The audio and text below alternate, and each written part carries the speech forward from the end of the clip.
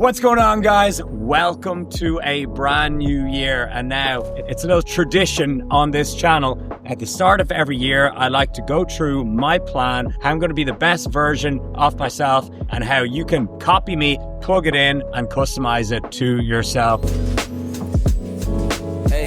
New beginnings on the cusp.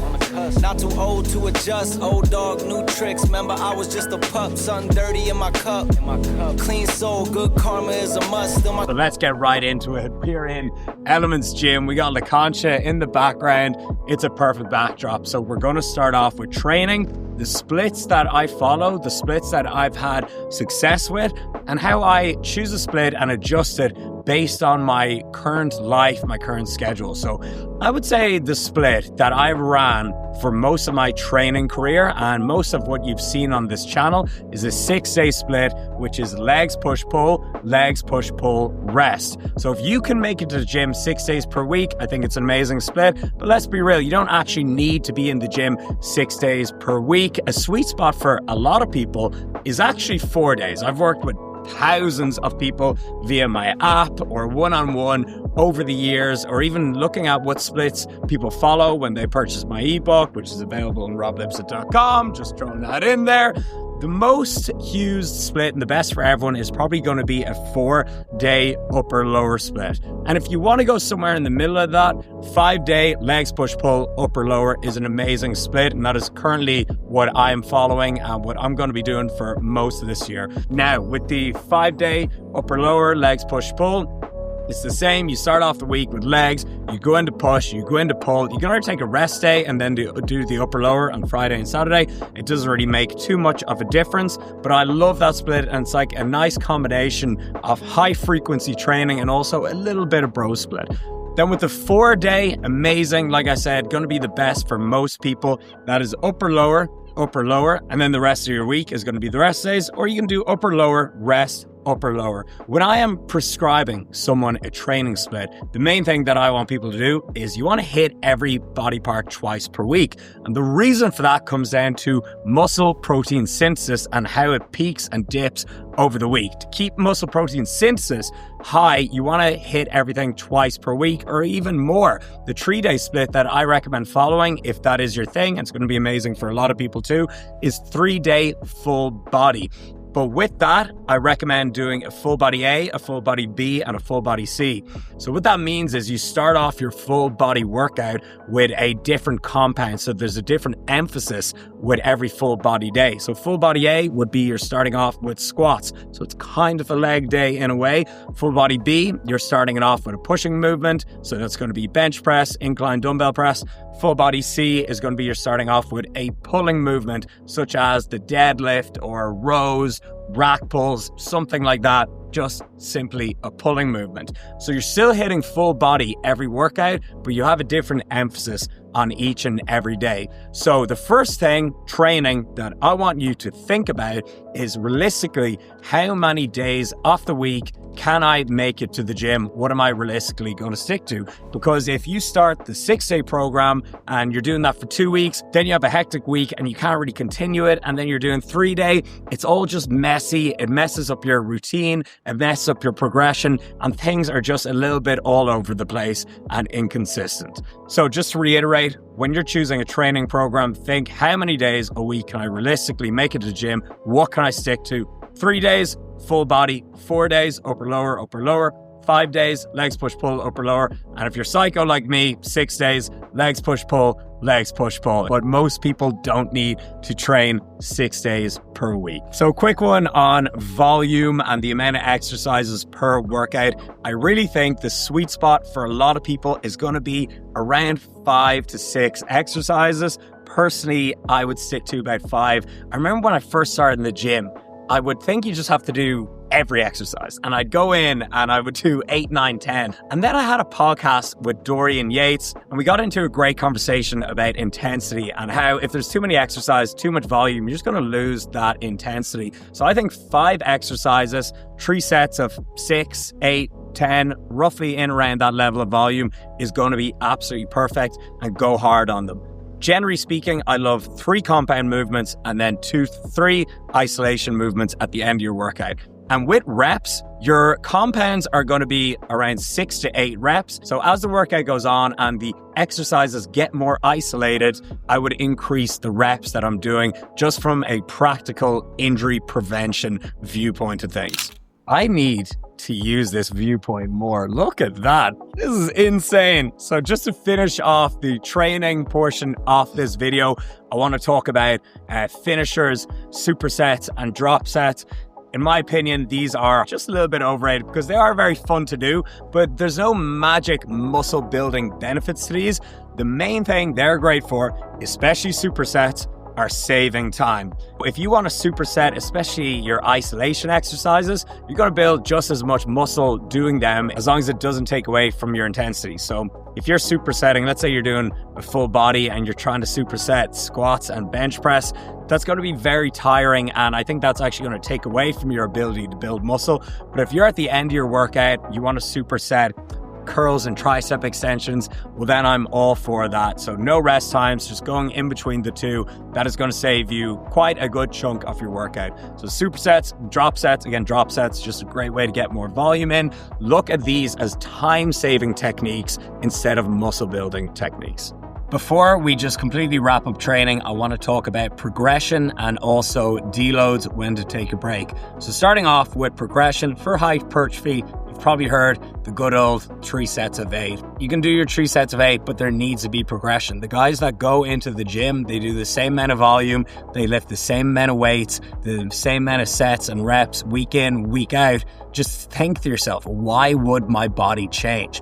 Building muscle, getting bigger is an adaptation so you can handle more workload. That is like the most simple way that I can summarize it for you. So if you go into the gym and you do 60 kg bench press for the rest of your life, you're going to be at that level. So you need to be lifting heavier. You need to be lifting more total tonnage. So what I like to do, a really, really simple form of progression, is weeks 1 to 2, you can go in, you do 3 sets of 6 with, let's just say 100 kg, then 3 sets of 7. Then the week after that, you do 100 kg, 3 sets of 8. And then what you want to do is increase the weight and drop the reps. So say that again, increase the weight, drop the reps. So you're cycling reps up until the point where you're getting to a high rep range, and then you increase the weight and drop the reps, and you just keep progressing until you're Ronnie Coleman winning the Olympia. And that's how it goes. So of course, this is very simple, and you will get to a point in your training career where you can't just keep lifting more weight. By that time, you're going to be advanced, and then you're going to have to do some more advanced training techniques. But that is the most simple way of linear progression, is cycling reps and cycling weight. Now, the next thing I want to talk about is deloads. I think deloads are a little bit overrated in terms of scheduling them in and being super regimented and telling yourself like, week 12, I must take a deload. What I prefer is you incorporate in life deloads. So for example, let's say you're meant to deload on week 12 of your training program, but you're going on holidays on week 13. Well, then just push it out to week 13. I call these life deloads, and you're scheduling your deloads, you're scheduling your time off, or your time when you cut your training volume down in half, or you just take it easy in the gym. You're scheduling these deloads around life. Maybe you've got a stage where you're very busy with work, or you've got a stage where you've got a lot of family commitments, or you're going on holidays, you're going traveling. Schedule your deloads for a time when you know training is going to need to take a back seat. So that is the progression that I recommend you follow, and that is how I recommend you incorporate deloads and time off into your training regime. All right, next thing we're going to be talking about is cardio and conditioning. So first off, when it comes to body composition, the best things that you need to focus on are going to be lifting weights for retaining muscle, and then your diet. Let's be real, it is all down to your diet when it comes to getting shredded and comes to getting lean. So we're going to be talking about diet in depth after this. But when it comes to your health, improving your zone 2 cardio, so that is a light jog, going for a 5K, 10K, whatever it is, at an easy pace. Some something that you can hold a conversation during. This is going to be great for your zone 2 cardio and for your health. When it comes to longevity, lifting weights is 10 out of 10 important, but it's also very important improving your VO2 max. And this is going to come from more intense things such as, intervals or conditioning work like sled work, sprinting. This is also a crazy fact. The amount of people that sprint after their 30s is an extremely low percentage. Think about it. When's the last time you ran at 100% effort? Most guys after 30s and into their 40s, they will probably injure themselves if they went for an all-out sprint. You want to be able to sprint well into your older years. Very important for your actual health. A high step count is also fantastic. I recommend a general guide of 10K steps per day. This is not only great for your mental health to get out in nature, get out in the sunlight. It's very relaxing, but it's not going to take away from your weight training session. So steps, lifting, and diet, 3 golden key points when it comes to body composition. And then when it comes to your health, you want to be doing zone 2 cardio and also some more intense stuff that'll increase your VO2 max. All right, let's talk recovery. I'm going to be real with you. You can do sauna. It's amazing as well. Ice baths, good too. The main thing when it comes to your recovery is just going to be sleep. So when it comes to your sleep, you want to be aiming for those golden 8 hours per night. And I'm typically a very bad sleeper. And when it comes to getting a good night's sleep, these are the main things that change the game for me. Number one that I found out from my Whoop scores is eating late at night. It's just uncomfortable having a lot of food digesting in your stomach when you're lying flat overnight. And I find when I eat very heavy meals late at night, I get a terrible Whoop score and I'm just tossing and turning all night.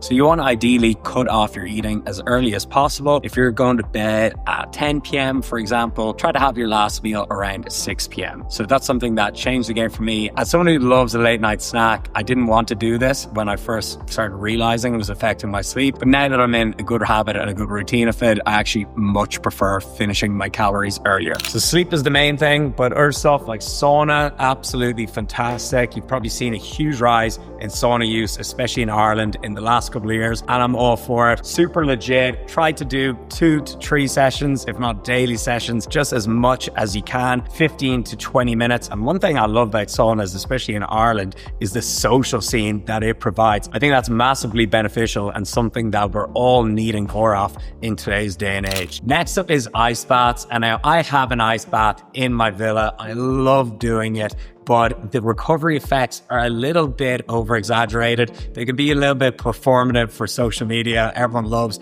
filming themselves getting into an ice bath, but they are good tools. First of all, they wake you the hell up in the morning. There's nothing going to wake you up more and get that dopamine, get that adrenaline firing like ice cold water. So they are fantastic for waking up. Combine that with a cup of coffee and you're going to be absolutely buzzing for the day. Next thing they are good at as well is inflammation. Think about it. When you get a bruised knee or your swollen ankle, what's the first thing you do? You put an ice pack on it. So you're essentially just putting an ice pack on your whole body. That's probably the simplest way I can explain it. Some people think they're, magic cure to everything. They do have their place, but they're not going to be a game changer. I just think they're fun to do and they wake you the hell up and they do have some recovery benefits. Now, let's talk about nutrition. So important when it comes to everything. Your whole life is actually dictated by your diet. It's something that you do 3, 4, 5 times a day. Focusing on your nutrition, having a good diet plan, having a good relationship with food it's a life-changing thing, even beyond fitness. So here are some guidelines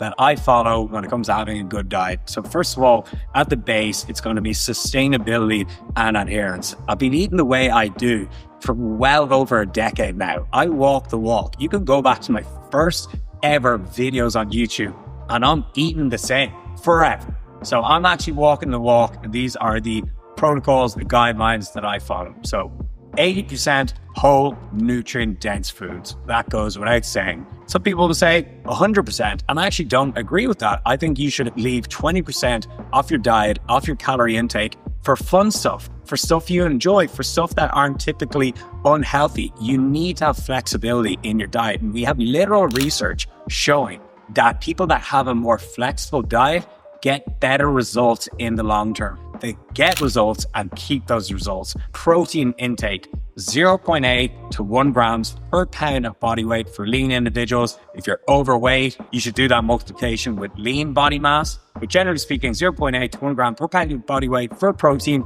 is a great guideline to stick to. And by default, by hitting a high protein intake, you're also going to have to eat that with nice whole grain carbs, with complex carbohydrates, with vegetables. You know, no one just eats 200 grams of whey protein shakes. The next is you want to set your fat intake. So fat is essential to our hormones and general health. Typically, I recommend 20% of your calorie intake should come from fat. My favorite source of fat would be eggs and avocado. They are probably the two healthiest fats you can consume, and they would be my two top picks. And they're actually something that I start my day with every single day. Eggs, avocado, sourdough toast. I could just eat that forever. Then you want to allocate the remaining calories that you have left to carbohydrates. The main thing you should focus on is, of course, eating nutrient-dense, high-fiber carbohydrates, but don't be afraid to throw in some fun stuff in there as well. And total daily carb intake is the main thing. So that's your protein, your fats, and your carbs sorted. The next thing I want to talk about is meal timing. And this is one of the biggest myths in the fitness industry. This is complete bro science for the most part. Whatever eating routine you like and that allows you to be consistent is the best one. For example, some days I like intermittent fasting. Some days I'm not hungry in the morning. I just want a coffee, an energy drink, and go to the gym and have a really sharp, fasted training session. I also find I'm more productive and sharp when I just have caffeine and electrolytes in the morning. And then I'll have my first big main meal of the day around 11 or 12 p.m. If you want to have 3 large meals or 6 small meals, just go with whatever one you prefer. The main thing is hitting your total macro and calorie intake. After working with thousands of clients, this is one of the biggest mistakes I see people make, is getting hung up on meal timing. It is really not that important, and it is really far up in the hierarchy of importance. And again, a post-workout shake, it's not a bad idea as well, but it's going to make 1%, 2% of the difference. The main thing is your total daily intake. Okay, how do you track your progress? Extremely important. The first thing that I want you to be doing is a daily weigh-in. Oh, Rob, the scales messes with my head. Oh, it's too much. Get over it. You're taking things way too seriously.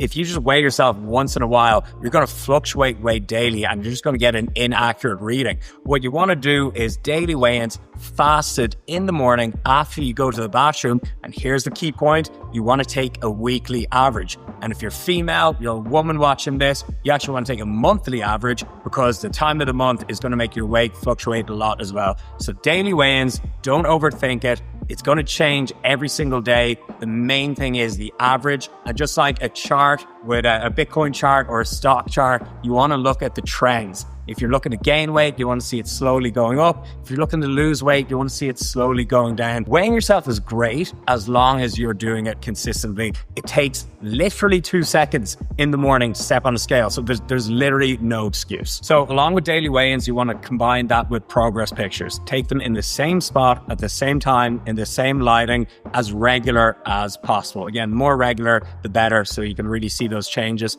over time. And then I want you to also combine those two methods of tracking with your lifts in the gym. If you are going down in weight, looking leaner, and your lifts in the gym are staying the same or even increasing, if you're a beginner, you are losing fat while retaining and building muscle.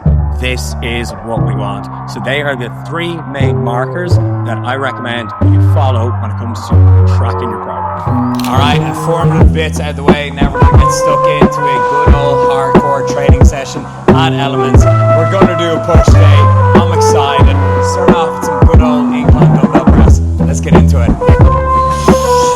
Lead to Ireland is part of the requirements. Could've joined a union, Kid Andrew turned to fireman, but I'm still doing fire shit, adapt to my environment. And now I'm up so high and I Today's workout is going to be incline dumbbell press, going to be overhead barbell press, going to be some dips.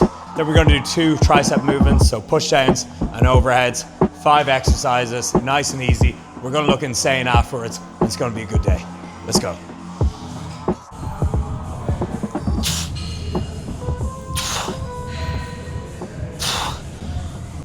All right, so top working set. Let's get the 40s.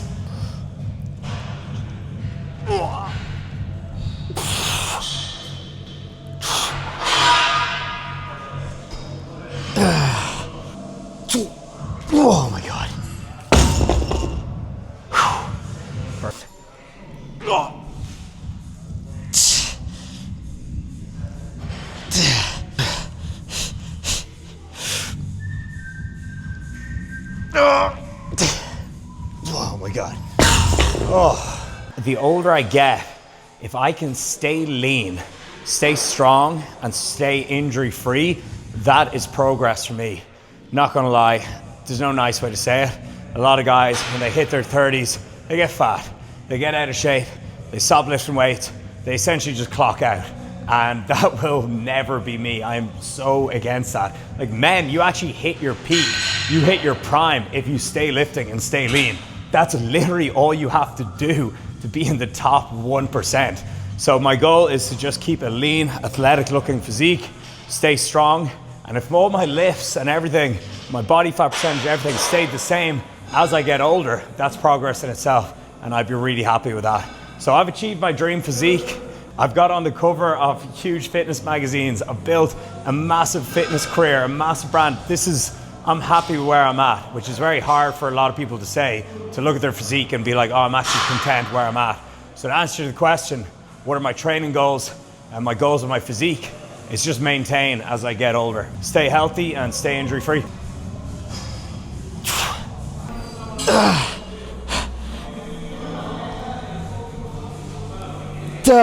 One more. Oh my God. So you can see it's our last set there, and nothing left in the tank, all out. All right, these are the worst shoes you can possibly lift in. Super comfortable day today, great to run in. These are just your standard Hokas. If you're lifting, if you're squatting, deadlifting, or in this case, if you're overhead pressing and you want a firm foundation, do not wear these shoes. You want to have a strong base and you don't want to be squatting on a mattress, something that is very secure and planted on the floor. So that can be barefoot, in socks, or Vans and Converse are two good choices that you often see lifters use. Just don't use big, massive padded shoes. So going on some overhead pressing now. We're going for about 8 to 10 reps here. Let's get into it.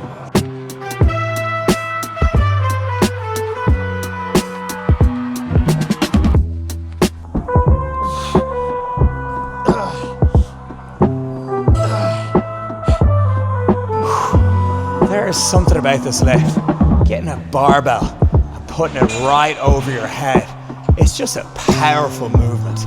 Like if that doesn't psych you up to lift and make you feel like the man, make you feel powerful, I don't know what will. Do some overhead barbell pressing. Amazing movement. Love it. What a rush.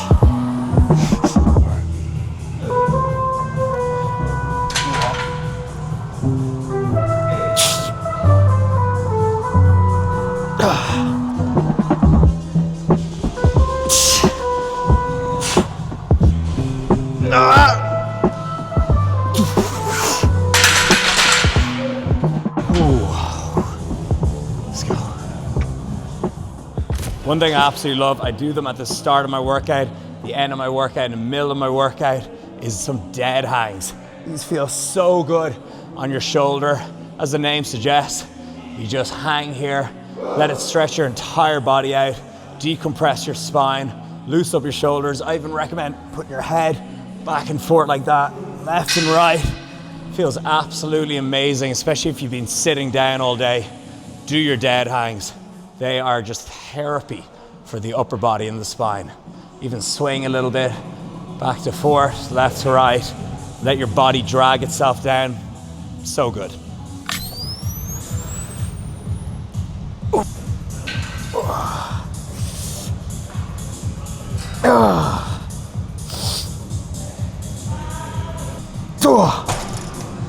Oh man, that was a killer. So some non-negotiables that I have every week. First of all, it is going to be at least 3 workouts per week. Lifting weights at least 3 times per week. With nutrition, it's going to be eat the majority of my meals at home. So cook as much meals as possible myself.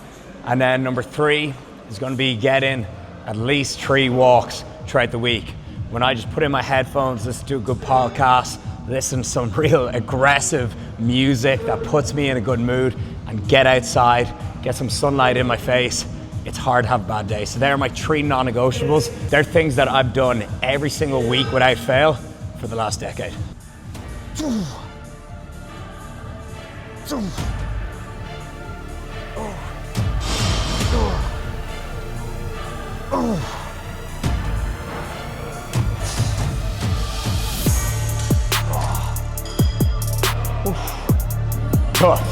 That's our third compound of the day. So now time to go on some easier stuff, a little bit of isolation work. It's fun time now.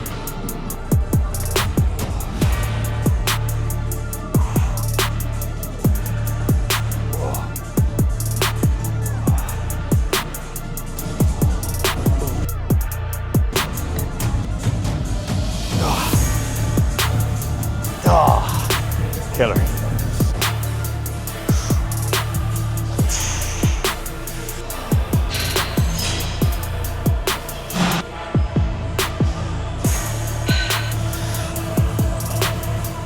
Yeah. Oh man. Oh.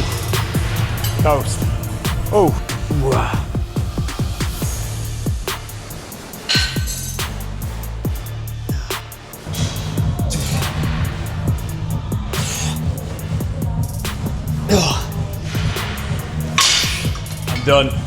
I'm done.